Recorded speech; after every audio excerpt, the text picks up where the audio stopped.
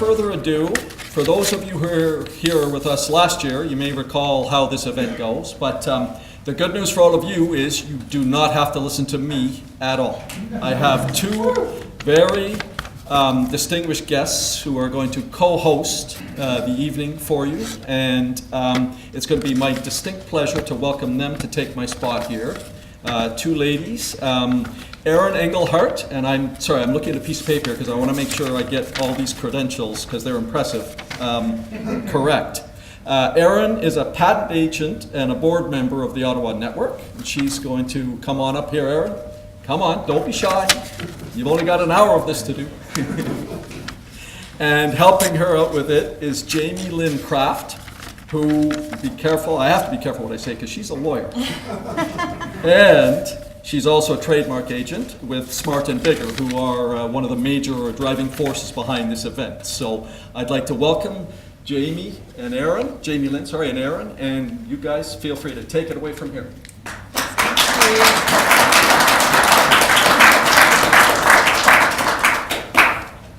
Awesome. Welcome everyone to the Bootstrap Awards 2019. It's been a huge build-up. We're really excited. We had a record number of applicants.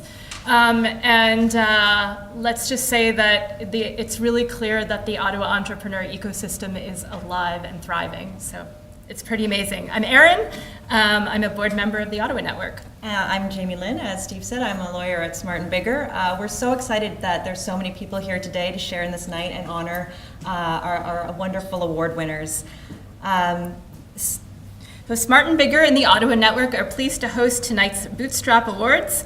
As you know, the Bootstrap Awards celebrate self-capitalized businesses that have bootstrapped their growth with limited outside funding and achieved commercial success.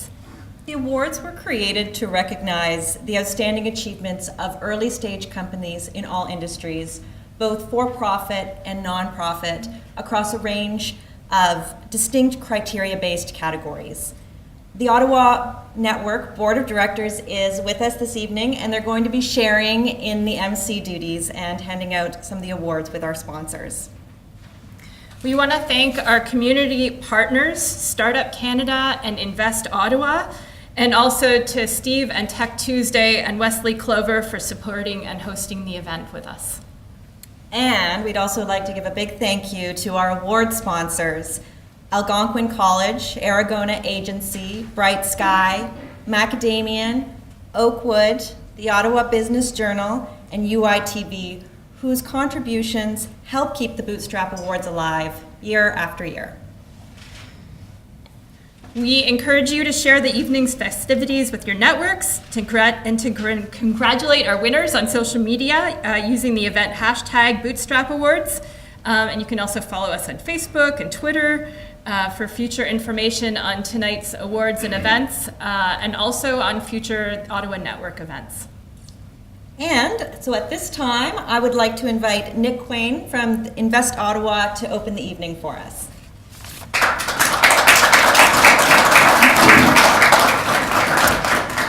Thanks, guys. Really excited to be here for a couple of reasons. I think the Bootstrap Awards are amazing for a couple of reasons. The first reason, if you take a look at the winners here, and sort of reflect and take a step back and look at the diversity of companies that we have as the winners this year versus for those of us who've been around this tech ecosystem for the last 15, 20 years, back in the early 2000s, you had a real clustering of entrepreneurial activity around very specific things, right? It was around older network not older, newer at that time, but around network infrastructure, the all-optical switch. There's some cybersecurity stuff going on, but now when you look at the winners, this amazing group of early-stage companies that are rolling right along, you've got everything from agri-tech to construction tech to clean tech to B2B SaaS companies, you have education companies, you have consumer product companies, you have maybe a storage sort of infrastructure company, but that's just because Rainer keeps starting new companies, so we had a bit of an older school mix in there. To the point that this week I have had snacks from one of these companies. This morning I had lettuce from an agripod that one of these companies, and over the last year my middle guy learned his English from one of the educational programs that one of them have run. So it's the full gamut here today. So it's really, really exciting to see that transformation. It really epitomizes how much the Ottawa tech ecosystem is really transformed. You know, the traditional Canada tech is still strong, it's still robust, it's still motoring right along,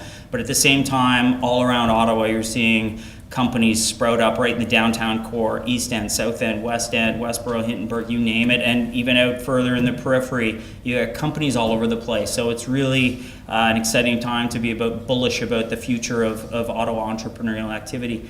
The second reason, and more importantly, on why this event means so much is that it really shines a light for entrepreneurs and for those thinking about entrepreneurs about what is important and what entrepreneurs need to focus on when they're looking to build their business.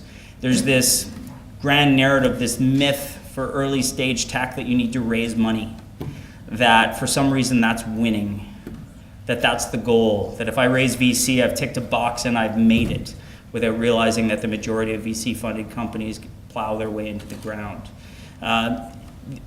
What bootstrapping focuses on is getting to something that's critical, something that certainly at I.O. we try and get our entrepreneurs to focus on a lot more than raising money.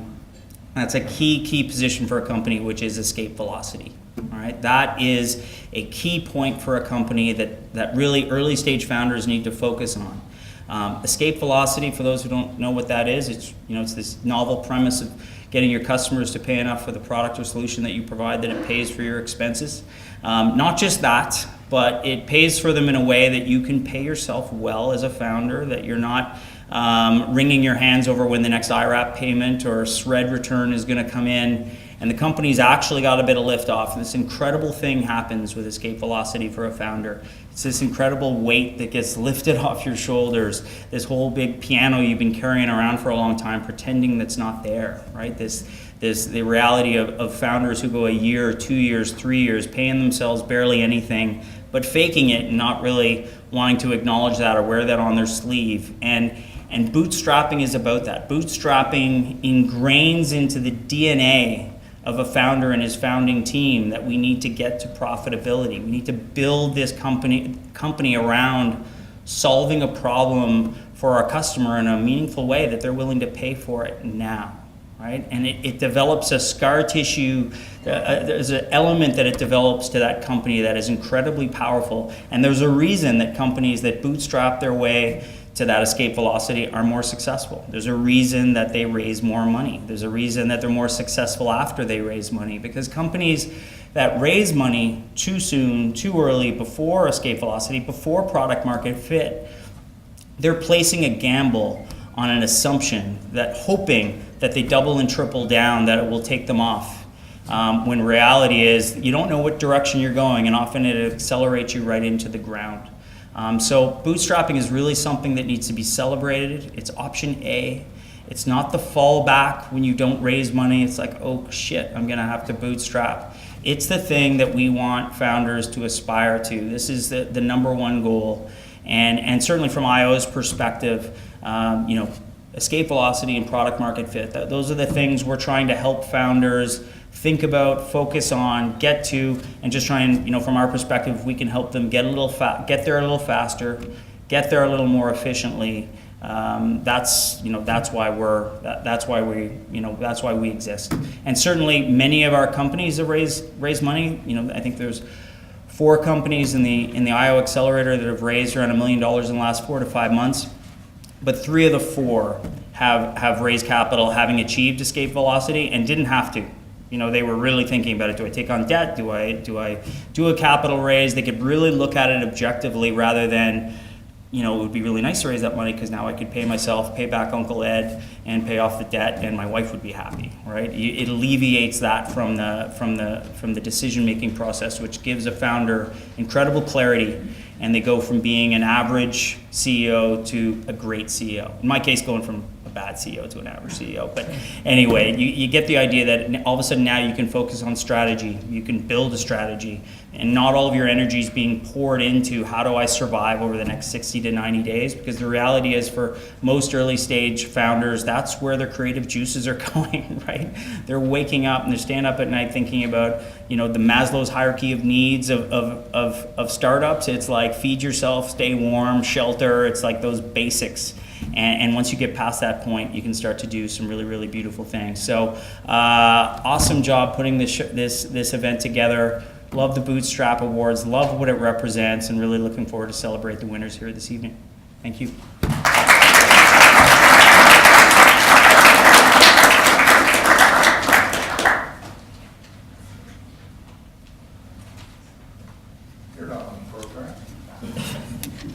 Thank you, Nick. Well said, and we appreciate your words and support from Invest Ottawa. I'm a fellow board member of the Ottawa Network. It's a pleasure that I was elected by my peers to introduce Ellie Fathi as our keynote address. One in particular is because we're both involved in Startup Canada and the startup communities. And I recall meeting Ellie over 8 years ago when I sat in a boardroom meeting with him and Aidan and talking about our journey to raise capital and to bootstrap and to build a business. And he gave me a lot of sage advice, kind words, and guidance. And he still does this today. He does this at the level of a board member for Startup Canada, and he's providing this guidance right through communities across Canada. So it is really a privilege to invite him up to share some of his kind words for us today. Thank you.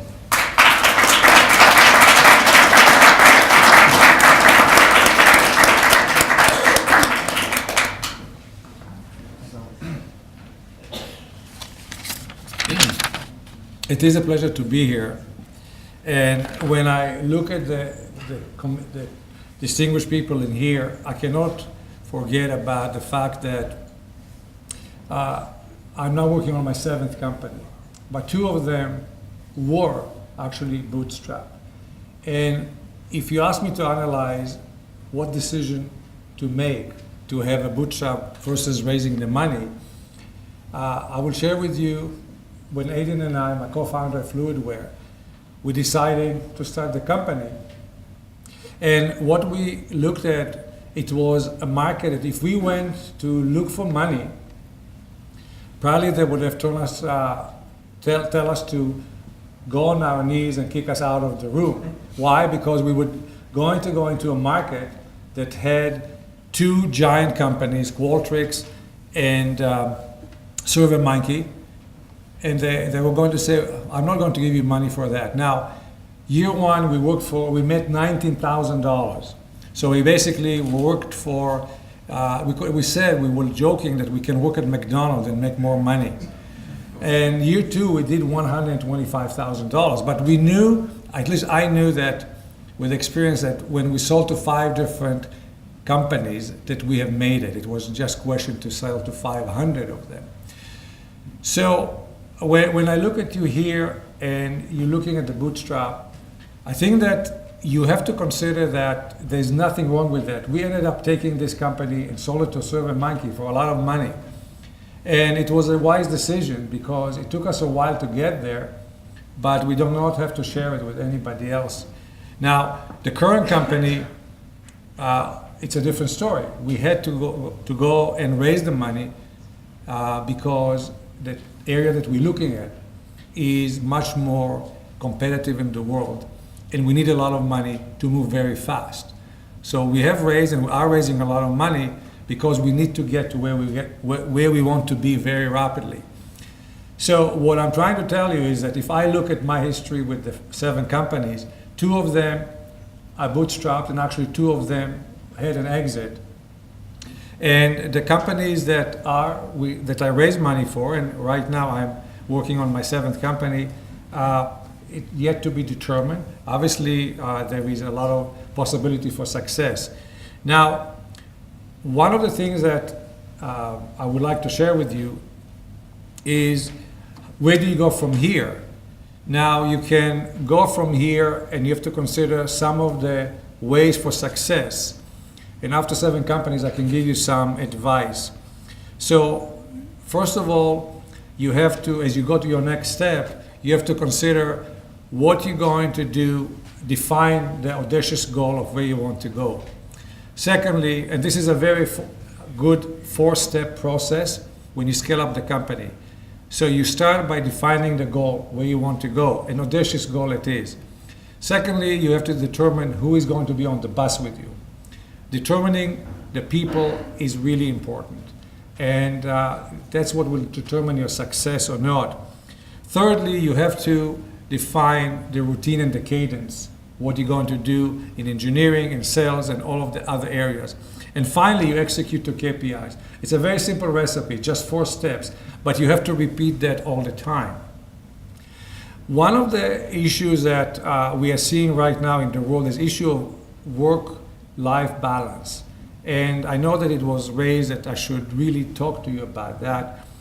And we are seeing right now the tale of two worlds. We're seeing the world in the Far East where they are working 14, 15-hour days, 6 days a week, versus more the North American style now with millennials especially, and I see a lot of you are of that age, that work-life balance is really important to you and important to the people that you're going to employ and work with you. So there's nothing wrong with to have work-life balance, and you should consider that. Now, what other advice can I give you? If you want to really be successful on the company side, I will raise the following items. You have to build from the top. So you have to start by building your management team. And one thing that I say consistently, lead, don't manage. When I interview people and said I want to manage, I said you cannot manage people. I mean, people are not chattels, they are not animals. You cannot manage them. You can manage expectation, you can manage contracts, but you cannot manage people. And you have to lead them. People have to follow you, and you have to do exactly that. You have to set up expectation and meet that.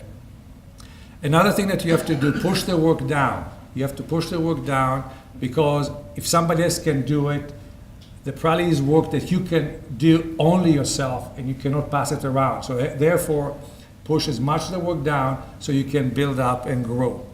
And finally, mentor and coach. At MindBridge, we have 10 mantras. Each letter represents one word, one mantra. And if you come to our office, you'll see on the walls the different mantras. So you have to build and develop your culture, because if you don't develop the culture now, you will never be able to build it up later on.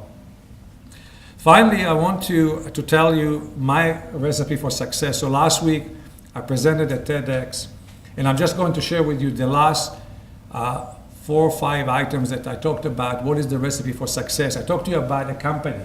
Now I want to talk to you about you personally. So number 1 is that you have to believe in yourself. If you want to be successful, you must believe in yourself. If you believe in it, you can do it. And I'm sure most of you had, during childhood, Winnie the Pooh, where Christopher Robin told Winnie the Pooh that you are braver than you believe, you are stronger than you seem, and you are smarter than you think. So you have to believe in yourself, and that's the first step. Secondly, you have to make a decision to succeed. And what does it mean? You have to develop a plan. You have to have the dream, the plan. You have to set up the steps where you want to get. And most people forget about the timeline. A plan with idea without timeline is not going to be successful, because you're just wandering around. Thirdly, you really have to help others. It's really, really important. Just like you've seen, I volunteer a lot, Jason volunteer a lot. You have to help others to be successful. What I found that for me, a company is a vehicle to help other people. In many situations, a lot of the people around this room are very smart and can take care of themselves. But in certain situations, some people are not as visible, that are smart enough, and you need to give them a push or help to give them the opportunity to succeed. And I found that the vehicle that I use is a company. In many cases, I do what I call the Cinderella story, where I get somebody that has not been shining on his resume and his behavior, but yet he's becoming very successful, or she become very successful. And I can tell you, on surface, they should not get this opportunity. But when they execute 99% of the time, they excel and they do fantastic. We live in a community. You cannot avoid helping people in the community. Everything that you do, you have to do to help the community. And why? Because rising tide raises all boats. So it's really important to do that. I really congratulate you on getting this award. I think it's very fantastic. And I think that you are going to be poised for success. You have a number of paths ahead of you. You can go now and raise money, or you can continue to do it the way that you are doing it right now. But either way, I'm sure that you'll be very successful, and I wish you all the best of luck in your future.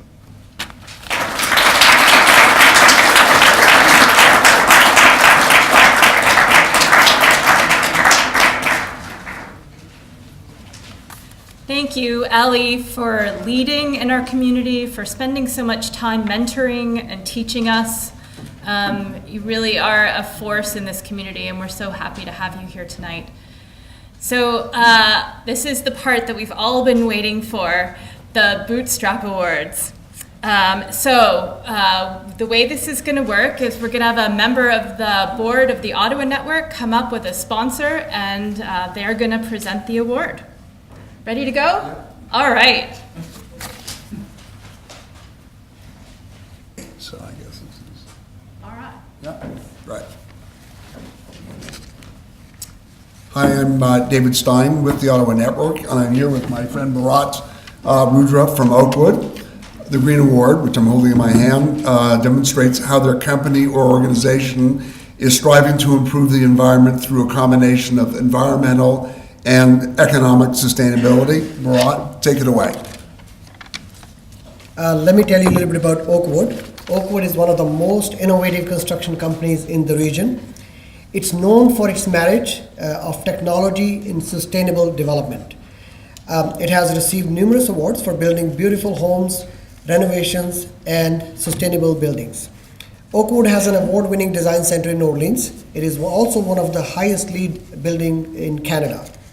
In addition to construction, Oakwood has spun off a successful software company and is about to spin off a second software company now. We have several lots available for custom home development just about 10 minutes from here on Marchurst Road. So if you're interested, let us know. Now a bit about Ecovina. Ecovina designs and manufactures hardware to save energy in multi-residential buildings. Their core product, Ecovina Thermium, is a patented hardware and software combination that controls energy use in buildings.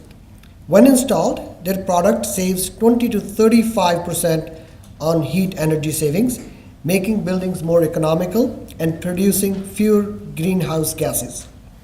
Trevor Voisey, founder and CEO, has built the entire product with an extremely lean team and without any outside capital.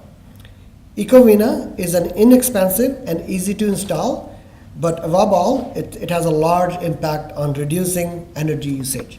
With that, we're pleased to present an award to Trevor.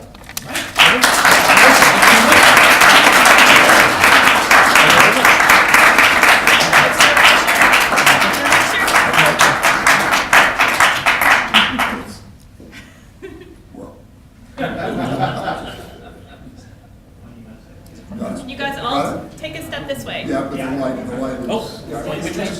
Out of the light. This way. Got it? Yay. All right.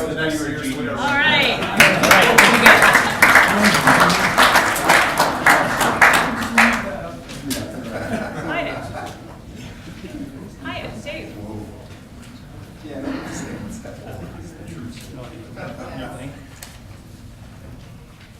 Good evening. I'm Hyatt Sakin, and I'm with the Ottawa Network, and I'm here with Dave Donaldson, who's the Dean of Business at Algonquin College.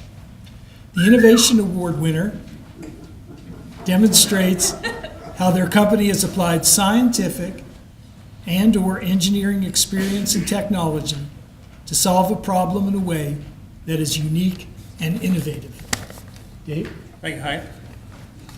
On behalf of President Jensen and more importantly, the students, faculty, and staff of Algonquin College and the School of Business, we're delighted to be back here again to present an award for the Bootstrap Awards. I've discovered in the time I've been in Ottawa that there's only 2 degrees of separation, and that will become more obvious when I actually introduce the award winner. But recently we started a social enterprise working with Parkdale, arranged to have 7 hydroponic towers set up as a social enterprise for the students in our culinary program to be able to get herbs and spices, and our Mamadosin Center, which is our Indigenous center, to be able to do Indigenous herbs for some of the ceremonies they had. So when I was advised that I would have the opportunity to present this award, the 2 degrees of separation will become very obviously very soon. The Grocer is a social enterprise developed by University of Ottawa, which is a Algonquin College feeder university. I was told there was nobody from UOO, so I could say that. Developed by University of Ottawa students Alita Burke and Corey Ellis, who transformed their vision for food security in the North into a business reality. After seeing how the high cost of transportation combined with faster spoilage rates made fresh and healthy food unaffordable for most Northern families, Corey and Alita developed a way to grow fresh produce in any climate. The Grocer manufactures and distributes plug-and-play hydroponic systems capable of producing 12,000 pounds of fresh produce every year, much bigger than what we're doing. With only 10 to 15 hours of weekly maintenance, a water source, and electrical connection, these automated systems catalyze economic growth and revenue opportunities with $40,000 to $50,000 in annual profits per system for local growers and fresh food for local economy. It is my pleasure to present the Innovation Award to the Grocer.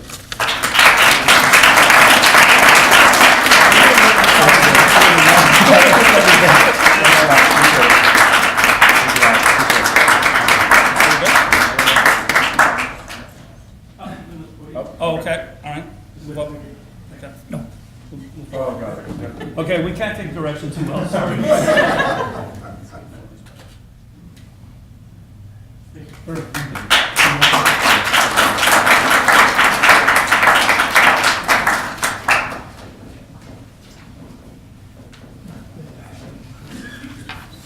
Hi, I'm Erin from the Ottawa Network, and I'm here with Jamie Lynn Kraft from Smart & Bigger.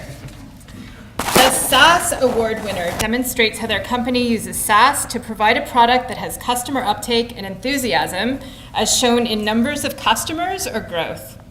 The SaaS design supports and integrates into their business model or their stakeholders' business ecosystem, or solves a unique problem using a SaaS platform or technology. Thanks, Erin. So yes, I'm speaking here not as an MC right now, but on behalf of Smart & Bigger. Smart & Bigger is Canada's largest law firm practicing exclusively in intellectual property and technology law. We are proud to partner with companies who are making exciting strides in the software as a service space and leveraging their intellectual property to build business value. And I think our award winner tonight is an excellent example of that. We have Partner Portal.io, which is a SaaS application that provides a partner team with the necessary resources, enabling them to scale their existing partner ecosystem. Partner Portal allows a team to keep track of who is bringing in new business, how much they are getting paid, and what value they provide. Partner Portal automatically tracks close rates, revenue, and commission payments, all in one central platform. So with that, I'm very pleased to announce the winner of the SaaS Award, Partner Portal.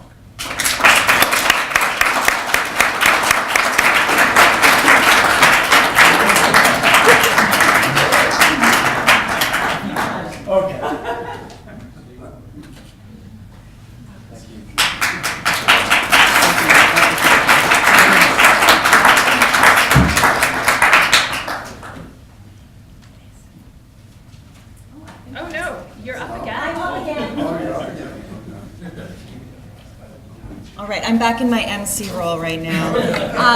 We have Alex here, who is not only a member of the Ottawa Network Board, but is one of our sponsors this evening, presenting the Marketing Award, which demonstrates the use of guerrilla or social marketing strategies to attract media attention and stakeholder involvement while cost-effectively acquiring customers and clients. Thanks, Jamie. As someone who works at a marketing agency, I can say that one way to look at our job is that we take the stress off the shoulders of businesses of all sizes so that they can concentrate on their core business, right? While we take care of the marketing. That's why all of us at Aragona Agency love to see a startup or small business that can not only run their core business successfully, but also do an awesome job at spreading awareness of their brand and products or services. And a business that can do all of that while bootstrapping certainly deserves recognition and congratulations. That's why it is Aragona Agency's honor to sponsor the Bootstrap Awards, and why it is my pleasure to serve on the Ottawa Network Board and present the Marketing Award to Desk Nibbles tonight. Desk Nibbles is an e-commerce software as a service company that has disrupted the workplace, snacking, and buying experience. Desk Nibbles makes it incredibly easy to order consumables, snacks, drinks, office supplies, etc. for your office. Since starting 2 years ago, Desk Nibbles achieved $1 million in annual sales before raising any money.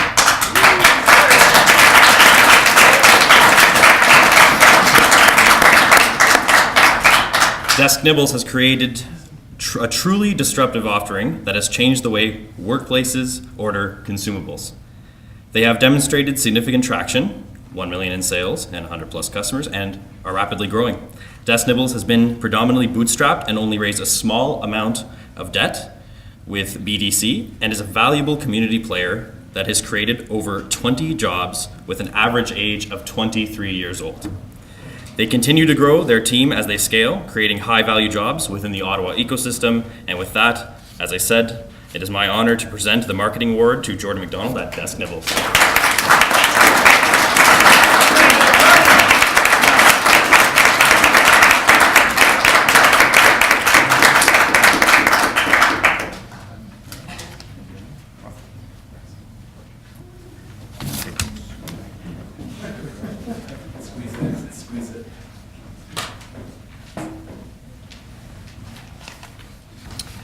Hello again, Jason with the Ottawa Network Board. I'm glad to have the privilege of co-hosting this presentation with UITV.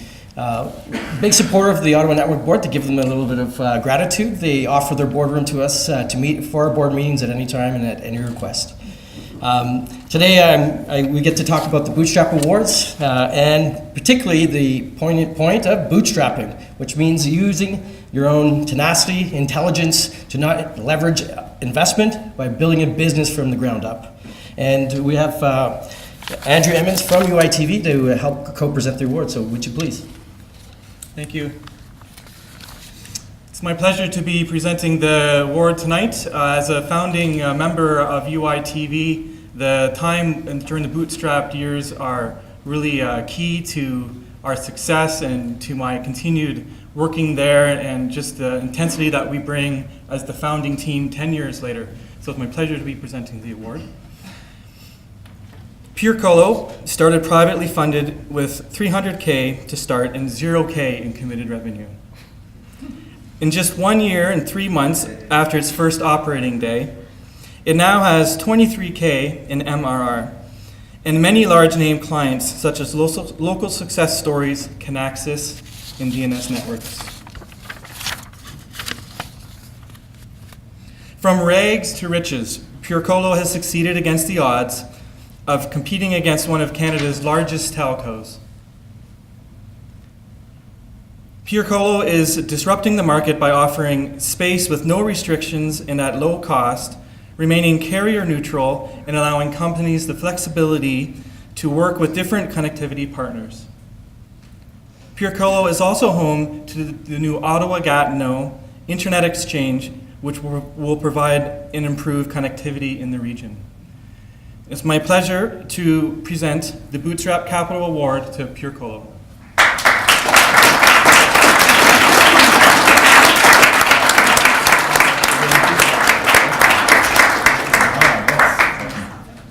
We've got our one more, but he's too far back now, so thank you very much. Well, we'll wait for it.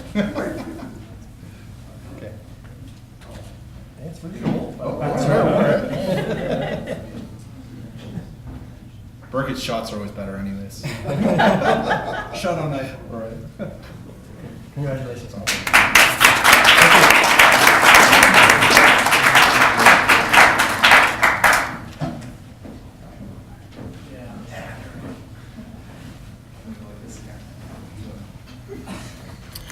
Good evening. My name's Steve Fry. I'm part of the Ottawa Network Board, here with Fred Boulanger from Academian. Our pleasure to have all of you tonight here. The Disruptor Award demonstrates boldly turning a business or paradigm on its head or changing an industry, and has received some early traction from supporters. This award celebrates those who have a big vision and are taking a risk to make their vision a reality. Fred? Thanks, Steve. All right. Good evening, everyone. And for having been in business for 22 years with Macadamian, I see a lot of things happening here tonight, and I know that there's a lot of stuff going on here, and it takes an organization to put those awards together. So a big warm and a big round of applause to Ton and Smart Invigors to making this happen. Second things it takes is actually companies submitting their candidacy to actually making this happen. And to all of those who haven't won or who are in contention or were in contention, we're celebrating your drive tonight. We're celebrating the fuel that is actually bringing this on. And foot to the floor. Keep going, look forward. We need more of you guys, and I strongly encourage you to move forward. Now, to the winners, congratulations for differentiating yourself from the pack. This is awesome. And now, talk about actually the Disruptor Award. And this is an amazing story in my mind. Jordan is exemplifying what it means to ask actually, is this really true? Is this something that we should actually tolerate? And he looked at the concrete industry, third generation in the business. And you know what? Marcel Proust, the guy said at some point, in one of his books, French literature, saying, you know, it's not about seeking new landscape, it's actually putting a new pair of eyes on what you do. And Jordan is an example of this happening in the marketplace for concrete. So in the context of what is going on in a concrete order, there was a lot of inefficiencies. He's actually bypassing this with his mobile app.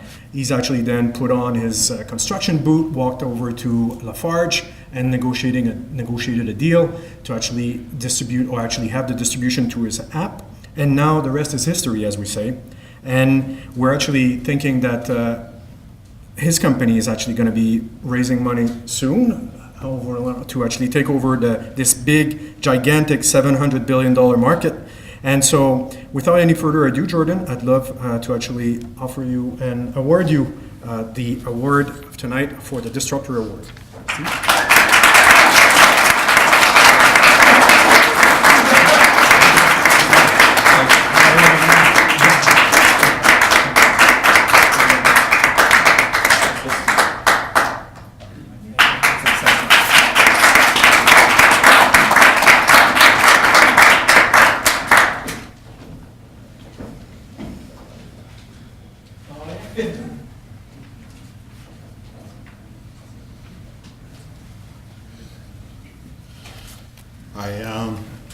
I'm Adrian Betcha from the Ottawa Network, and I'm here with Tanya Hall from Bright Sky to present the Community Impact Award.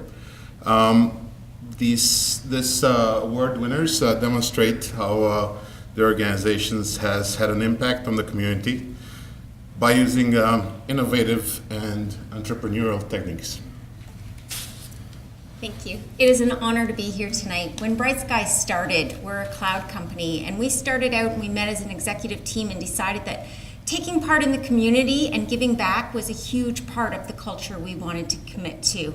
And so it is an honor to be here tonight. When I took the time this afternoon to research what our recipient tonight did, it was pretty amazing to see the things they've done. They found a niche market where they can build and design activewear for different religious cultures. And I think that's pretty amazing. And the thing that they do well when they give back to the community is they're hiring these women that just moved to Canada to hand make these garments. And that's not just giving people jobs, And that's creating hope and opportunities for families all around. And that's what community is family. So congratulations. And tonight our recipient is Thori.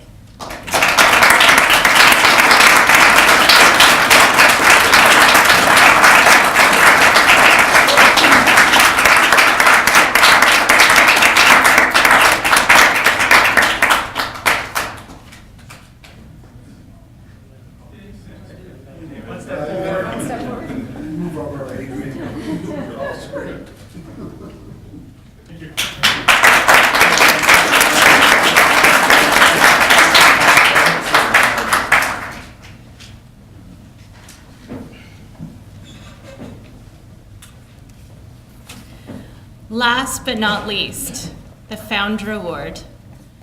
It takes a really special person to have a vision and to be able to jump with 2 feet into a business that they don't know if it's going to succeed or not.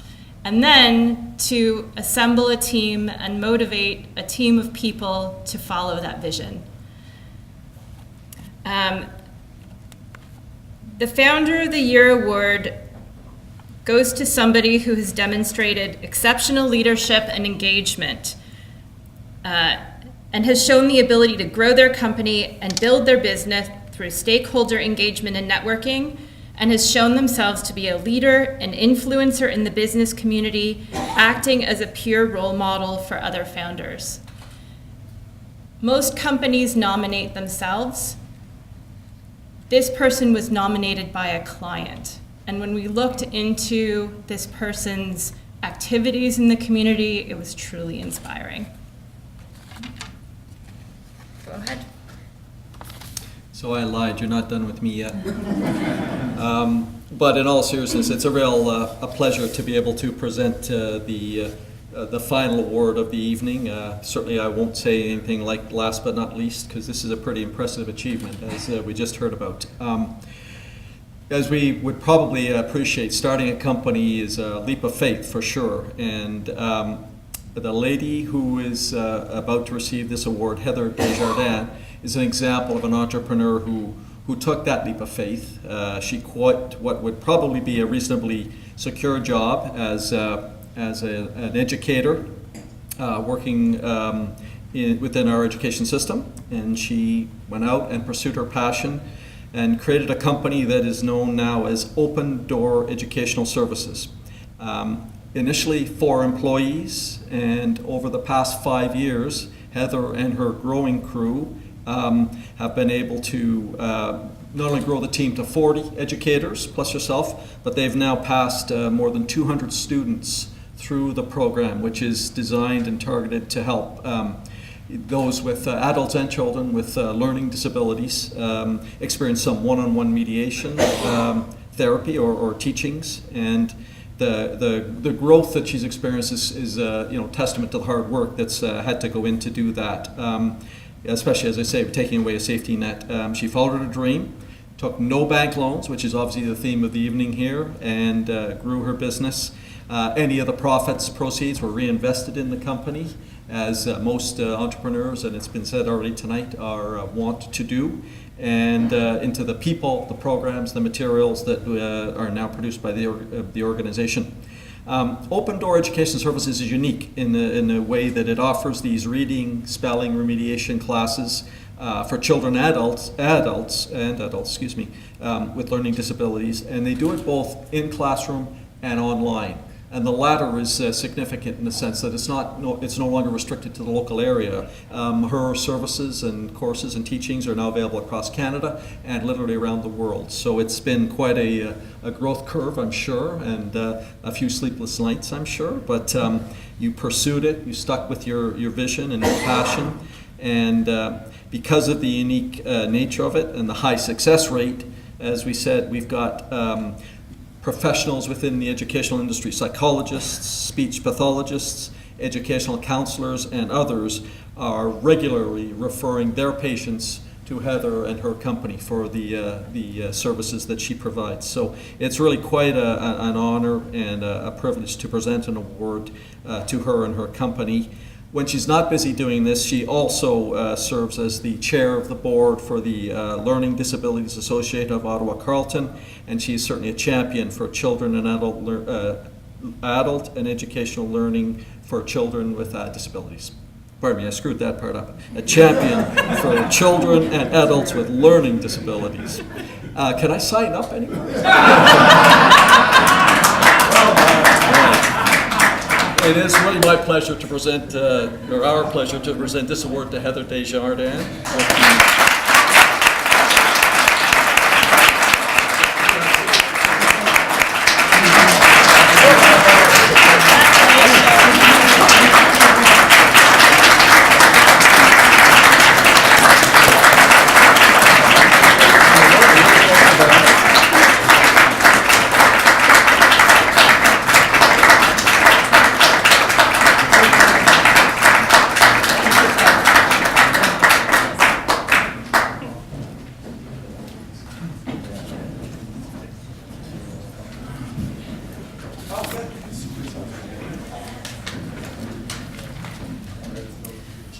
All right. Congratulations to all the winners. Incredible achievement. Now you're going to have an opportunity to get to know them a little bit better, even ask them some questions. We're very pleased tonight to introduce Michael Curran, editor of the Ottawa Business Journal, to come up here and join us and moderate a panel discussion with our winners this evening. Michael?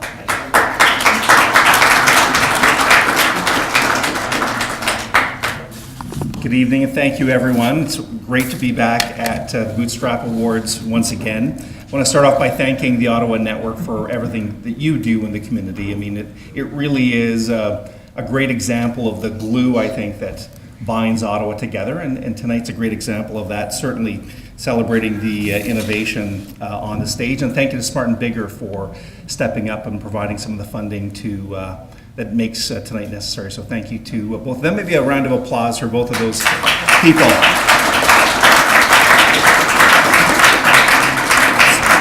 So I have the distinction tonight to dig into the stories, ask these wonderful recipients on stage a little bit about their stories and what makes them tick and what the future holds for them. A panel of 8 is pretty well as big as it gets, I'm pretty sure. We've got 30 minutes. I've done the math, and I think an accountant might have checked it. We don't have a lot of time for answers. So I think what we want to do is I'll kick things off with a double-barrel question. We'll go down the row. Of course, we want to make this as interactive as possible. So we'll go down the line once. Steve is indicating to me he's got a wireless mic in his hand. So if you've got a question, please keep it in mind, and we'll come back to you in about 15 or 20 minutes. That depends. So I think Nick really kind of framed the evening quite well, saying at least 2 things I picked up. One was the sense that we really should celebrate bootstrapping. I think, in fact, if you think back over the history of Ottawa's technology community and that, there might have even been, I know this might be controversial, a little bit over-emphasis on venture capital. And in fact, maybe even the Ottawa Business Journal contributed by that, because anyone that closes a venture capital round gets in OBJ. That's a surefire recipe for media coverage when it comes to OBJ.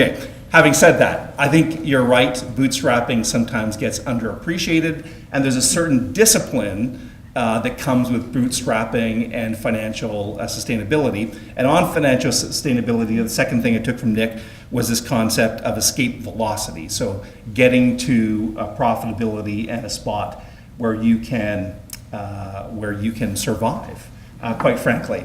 So we're going to start off with Trevor. Hello. Hello, how are you? I'm lovely. Trevor and I guess we got to get this piece of personal trivia out of the way right away, right? Yes. Trevor and I knew each other in high school, and when I arrived at OBJ in the spring of 1999, so almost 20 years ago next Which month. I think is longer than the age of some of the people here tonight. Yes, perhaps. Anyway, I don't know what your proper job description was. I think webmaster would be way diminishing that job. But anyway, Trevor was, if you followed OBJ's trajectory in those early years, a big part of its internet success. And as I said, it went way beyond webmaster. He developed portals and many things. Anyway, let's get to the question. So here's the question. First, double-barreled here. So did you decide to bootstrap out of necessity or out of a strategic decision? So that's kind of a one or the other. And then picking up on Nick's point, I want to know what you're doing to achieve escape velocity as fast as humanly possible. So first part, out of bootstrapping, out of necessity, and I think there'll be some difference of opinions, different stories here, or strategic decision. Ellie kind of made that comment about starting 7 companies. So anyway, over to you. Right. So I think in Ecovina's case, it was both a strategic decision and a bit of a lucky break. Okay. Because one thing we had the ability to do is to get a very early client that was able to help us along. So that's a strategy that I think a lot of business have had, where you get one good client, and not only do they supply some money, which is important. I'm not going to make any eating ramen noodle jokes here, but I promised I wouldn't. But not only do these clients help give you the money you need to get along and at least get started, but at the same time, they give you the validation you need to know that the product you're building is really something that people can use and people can pay for. And I think that's what we were able to do, and boy, if you can, I recommend it. That's excellent. So we'll go to Corey. Corey, made famous on Dragon's Den. Who saw Grocer on Dragon's Den? Absolutely. They did a fantastic job. National recognition. That doesn't hurt if you do require some funding down the road. But Corey, so did you guys, I think I know a little bit about your backstory, but was it a decision of necessity, strategy, and then again, what are you doing to get to escape velocity as quickly as possible? Right, I think it was kind of I guess I'll preface this by saying on Dragon's Den, we accepted a deal on TV for an equity financing that in the end, didn't make sense. They never do. Business. Right. It's the dirty little secret. Right, so, show business, it is what it is. But I suppose it was less of a strategic decision and more of just a reality about the business we knew we were getting into. We were under 20 years old trying to grow vegetables in the Arctic. Most people thought we were at best crazy, potentially insane about, what we were trying to achieve. So we didn't think that we could attract the sort of investment we needed to get started. So we had a similar story to Ecovina. We found a first customer, and what that really helped us understand is sort of the value proposition that we had. And it was actually slightly different than what we thought we were providing. We thought people would be all about the food, and it was actually more about the jobs and the sort of profitability of a system, because there are not many business models that work in the North that are scalable. So you can't just open any business. You got to make something that makes sense, and we found this sort of niche in growing food that is sort of a necessity. So because people need to eat, this is sort of one of those businesses that will weather any storm. So that's great. That's a great answer. Let's pass things on to Josh from Partner Portal.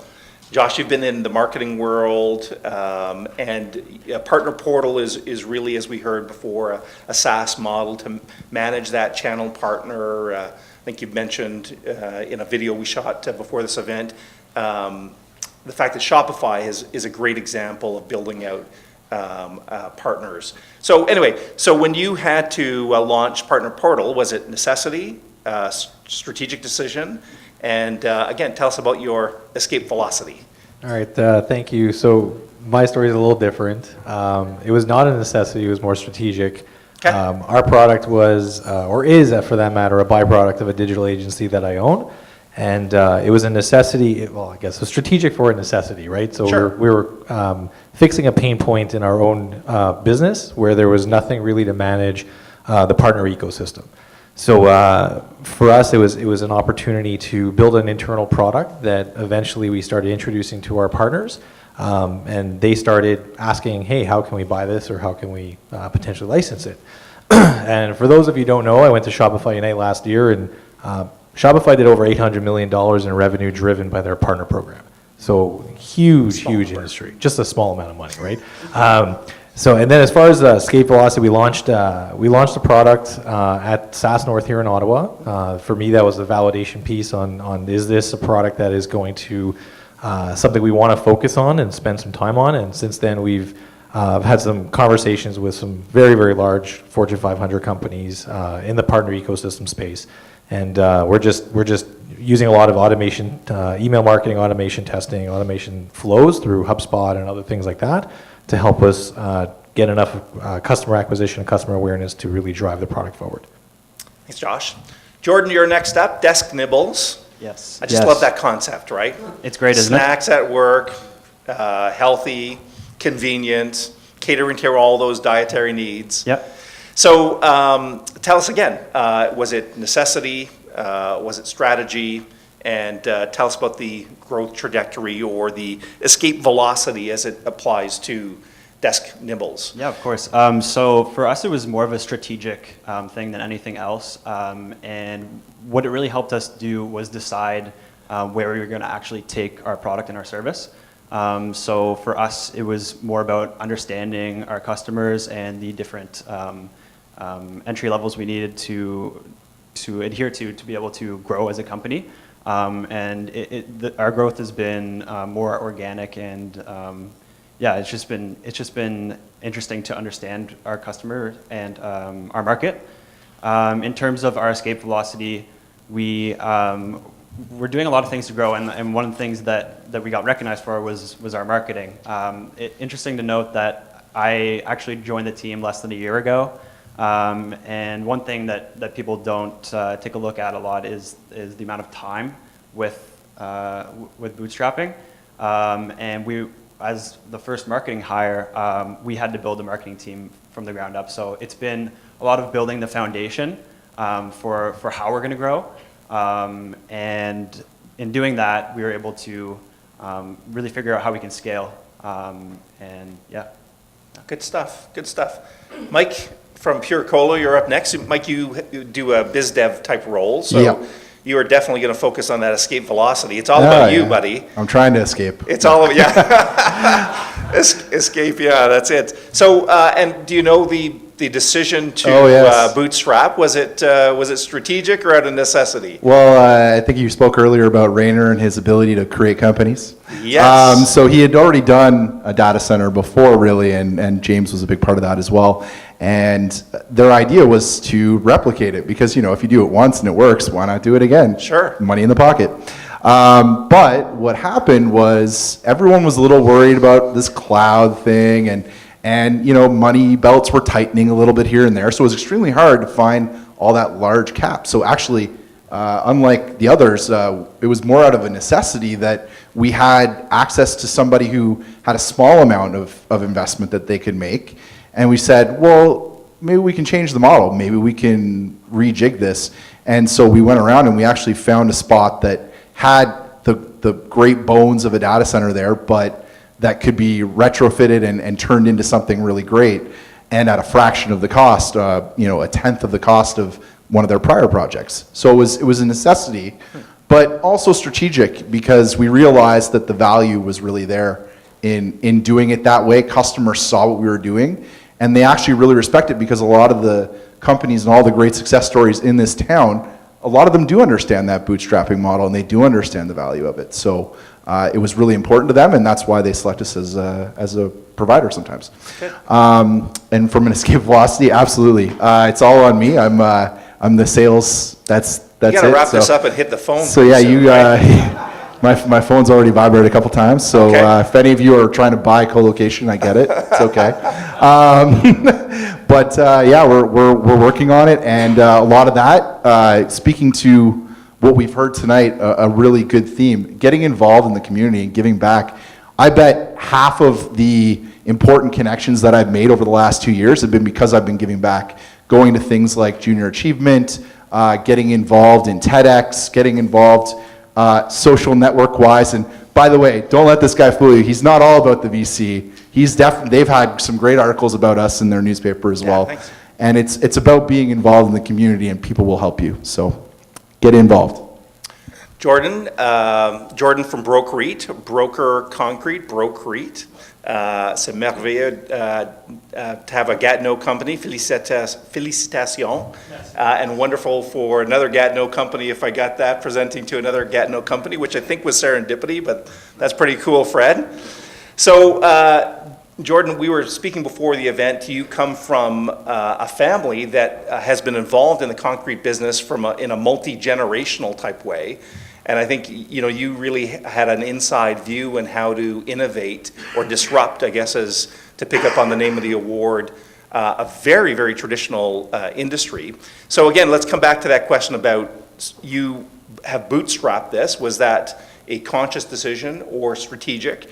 But maybe equally important in your case, I think, is tell us about the trajectory. Yeah. So to put things in perspective, I'm a third generation concrete professional. My father and grandfather were involved in the concrete industry. They had concrete companies. And since I was a child, I saw them waking up at 5 a.m. in the morning, try to get a hold of the concrete plant to be the first to call during the day to be able to pour and everything. So I saw the dynamic since I was a child, and I started my own company in that space when I was 19 years old, and I really saw we were in the eras of the Ubers and Airbnb that were disrupting their market with technology and with a mobile perspective. And I really felt that in that industry there needed to be that mobile perspective where contractors or people involved in the industry could just simply use their mobile device to be able to order concrete or order any types of material from their smartphone. And this is where I really started to think about that company, to decide to build it, and to go to the main topic about bootstrapping and everything.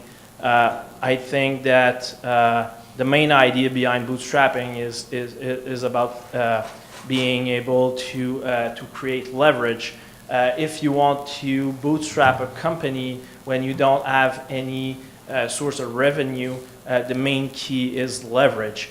So anything you build or anything you do needs to create leverage in some way, in the perspective to being able to bootstrap it and augment its value. So it can be, if you don't have a product, it could be a website where you showcase your product. If you have a product, it could be a demo of that product where you can show that product. But in some way, you need to be able to create leverage to be able to bootstrap. And this is where, in an industry where, for us, it was a big challenge. We needed to build a fleet system, a dispatch system. We needed to build an app. We needed to build an app for drivers. So we needed to build like 4 or 5 complete systems, all homogeneous together to be able to get into that market. And we were able to do it just by creating a leverage in some specific way, just doing a small action, create leverage, and be able to build that over and over. It's very clever. Like you said, I initially misunderstood your company. I thought it was just, Uber for a concrete truck. But in fact, as you said, you're solving like 7-8 problems from billing to location to timing to just streamlining the system, supply chain. Yeah, the app is just one aspect of it. One aspect of it, and we've built the software and everything. Yeah. It's really So Sammy from Thari, you're up next. I think like one of the earlier companies, the first time I heard of your company, you received some national attention because, if I remember the story correctly, there was some controversy in Quebec about female soccer players wearing a hijab and how it might pose some danger. I guess it was perceived. I didn't really understand the point. But anyway, your company was held up as an example of a solution potentially. So tell us about your bootstrapping story, about how you funded the company, whether it was out of necessity, again, whether it was a conscious decision, a strategic decision, and then again, your escape velocity. So it was pretty much a necessity. As my co-founder, I just wanted to get the products out there.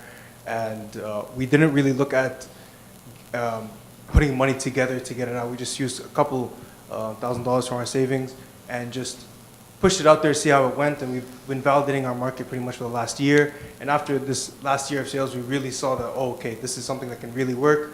And really to keep it short, our escape velocity is just to really put money into advertising, as we haven't really done that at all. Yeah, you're building out new markets as well. So as we were saying before, this has gone beyond the hijab. Do you want to talk about that for a second? Yeah, so we don't only make sports hijabs. We also make sports turbans and modest activewear. So for the Sikh community and for people who just want to wear more appropriate activewear to the gym. And it's been hitting off really well internationally as I just said, we just started advertising internationally, like to the Middle East and to Europe. And we've gotten a lot of traction on social media, and it's been very, very awesome. Just before we hand things off to Heather, and I appreciate that Heather might touch on social enterprise, but you certainly have a strong social enterprise component to your business. As was said in the presentation of the award, you have New Canadians creating the garments and the products. So why was that decision? So my co-founder, Sarah, she was actually one of the co-founders of another non-profit actually organization that helps settle all the newcomers into Ottawa. It was called the Capital Welcomes, and she just noticed that they're all settling and they're all getting a bunch of stuff in general, but they didn't have any jobs. And Sarah just came to me and was like, oh, this is a great idea, but we should also hire newcomers to make the products, because there's a lot of women who know how to sew, and it was just a really good opportunity to put this together. That's great. All right, Heather, you're up. Heather, you made a really brave decision. Again, it was referenced before. You were an educator, or a full-time teacher, from what I understand, and for the first time, and it must have been pretty intimidating and scary, you quit that job and started a company. I imagine the answer is necessity in Bootstrap, but I'll let you answer it. Don't want to make any presumptions, but tell us about kind of that path. I think all of us were impressed when we heard how many people are in your teaching network. I think I heard the number 40. That seems like you're ramping up pretty quick. Yeah, getting close to 40. Okay. And we have overall helped close to 250 students and have about 140 active students right now. And yes, it wasn't a strategy. It was, I've just quit my job and I really don't want to go into debt when I'm, figuring out how to start a business. And so it would have definitely fallen under necessity. And I started off just tutoring a few students myself, but always with the intention of being able to help more students that I could, just as an individual, and to train and bring other people on board. And then in terms of the escape velocity. Yes. And it's definitely been just a matter of that really organic growth.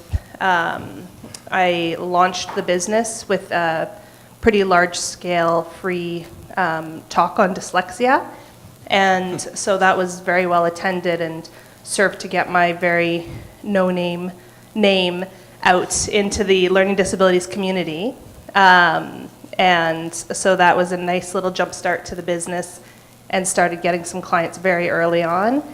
And then just the word of mouth from the families, and then the families recommending us to their psychologists and speech pathologists, and then those professionals recommending us to other families. So it's been really wonderful. It's grown very independently in that way. I would imagine in our social media intense world where people tend to cluster around certain interests, and that must have, when you say word of mouth, social media must have been a gathering place with parents or adults with dyslexia that came around that issue, and then they found you. Is that part of how it happened? That definitely would play a part. People would be on Facebook chatting about their child having an issue, and then someone would pipe up and, you should get in touch with the Open Door and see what they can do. And so that definitely played a good part.